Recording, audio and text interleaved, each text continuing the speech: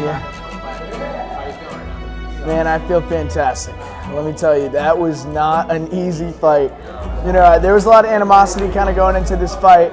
Both of us said we were going to finish each other in the first round. And I meant it when I said I thought that's what was going to happen. I'm sure he meant it too. But let's be real, we're both skilled guys. Even though we're young, we both knew what we were doing in there. So having a first round ending was that was going to be tough on either side. So it makes sense that it was a total war. Yeah. I mean, kind of talking about like the trash talk, was that like just kind of trying to get in your opponent's head, or do you really feel that? Do you really have that kind of animosity? No, I never had any beef with Brett or his team. I have a lot of respect for Brett, man. I mean, he was like an All-American state champ wrestler, like total accolades from one martial artist to another. Like, but this is the fight game, you know what I mean? And I kind of saw that might have been an advantage if I tried to get in his head a little bit, so I exploited it. But no beef or any real animosity between my team, his team, anything like that. I have nothing but respect for him.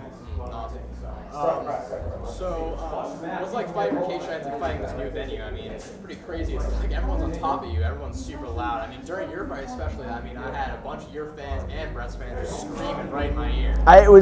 It was wild. I could hear my friends like they were right next to me so clearly. I knew who it was. And it's wild because, you know, before you walk out, my coach always says the only voice you hear in there is mine. Because he wants you to, like, you know, that has to be your focus. Well, that's hard when I can pick out my best friend's voices and my mom yelling something and my dad and it was crazy in there. That was a wild environment to have a cage fight. Yeah. So, what do you think's next for you? I mean, you're 2-0, both your fights were K-Shines. What do you think's next? For sure. Well, I mean, I'd love to get back in there.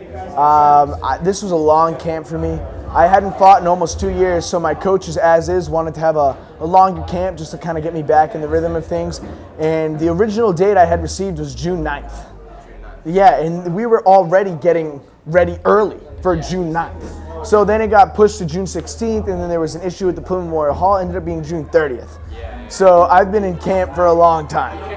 So, yeah, so I definitely got some tweaks I got to figure out, hash out, rest up a little bit, but I'll talk to my coaches, talk to my family, and we'll take it from there. Any like shout outs or anything, final thoughts you want to give? Oh my God, final thoughts.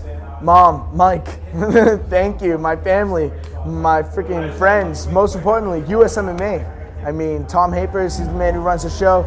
Matt Martin, Maddie LaRose, Hillary Rose, all nothing but love. Let's go do some chewies, have a couple mojitos, and eat some pizza, baby. Let's do this.